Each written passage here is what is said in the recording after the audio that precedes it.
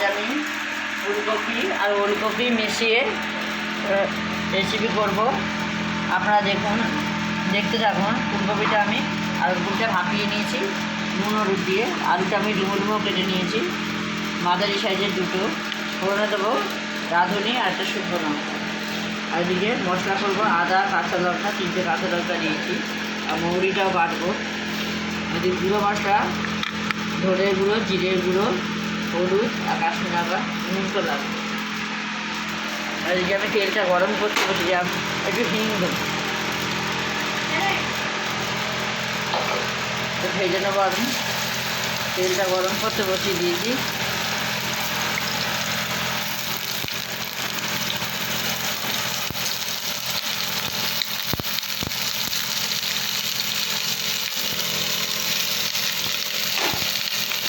ফুলকপিটা আমার লাল করে ভাজা হয়ে গেছে, এবার আমি তুলে নেবো।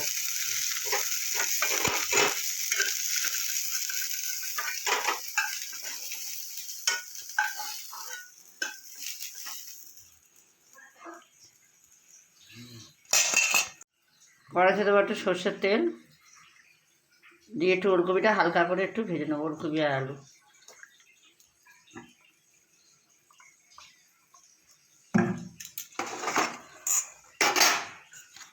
তেলটা আমার গরম হয়ে গেছে, এবার আমি দিয়ে দেবো।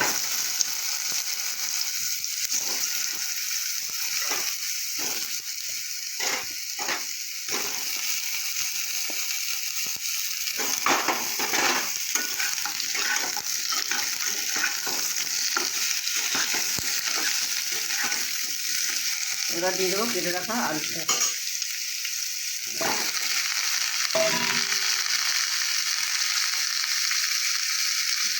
সামান্য একটু নুন দেবো,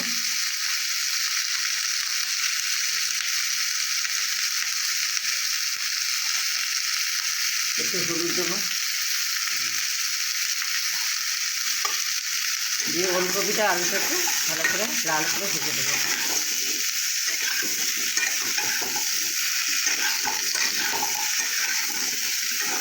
ওলকপিটা আলুটা আমার অনেকটাই ভাজা হয়ে গেছে, এবার আমি তুলে নেব।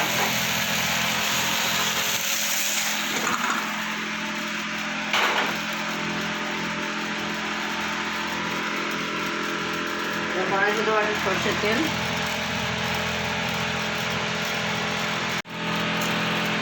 ফোড়নে দেবো একটু হিং দেবো, রাঁধুনি আর শুকনো লঙ্কা,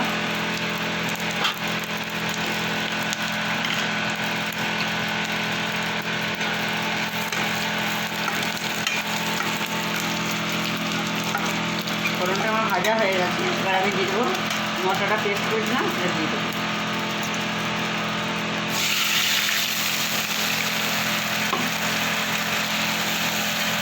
এর সাথে দেবো সমস্ত গুঁড়ো মশলাগুলো।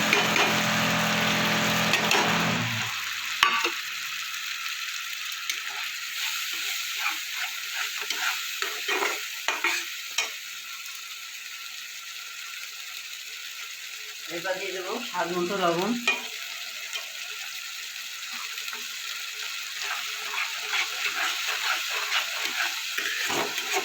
কষাটা হয়ে গেছে, মশলাতে তেল ছেড়ে দিয়েছে, এবার আমি ওর দিকে আলুটা দিয়ে দেবো।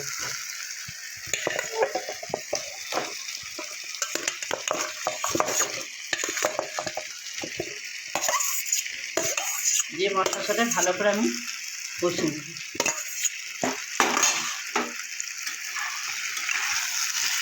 ফুলকপিটা এখন দেবো না, পরে দেবো, তাহলে ঘেটে যাবে।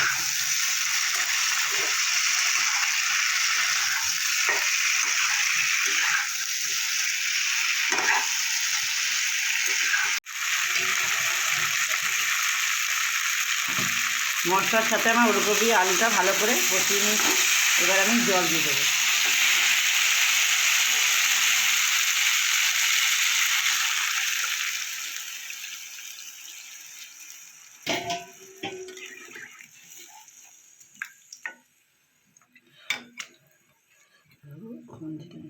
ওলকপি আলুটা আমার সেদ্ধ হয়ে গেছে একদম, এবার আমি দিয়ে দেবো ফুলকপি ভাজাটা দিয়ে দেবো।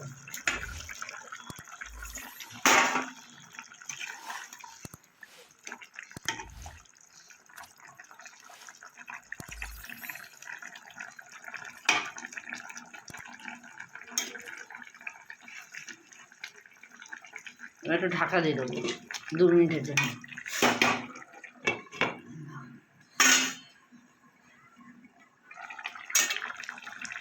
একটু কাঁচা লঙ্কা দিয়ে দেবো 2টো, ভুলে গেছিলাম।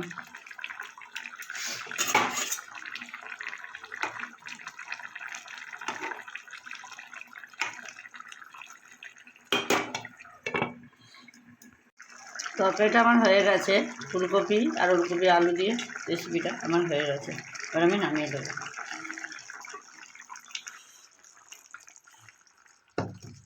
বন্ধুরা, আমি বাড়িতে যেরকমভাবে ফুলকপি আলু আর ওলকপি একসাথে রেসিপি করলাম, আপনারা বাড়িতে করে খেয়ে দেখবেন। কেমন হয়েছে আমার কমেন্ট করে জানাবেন।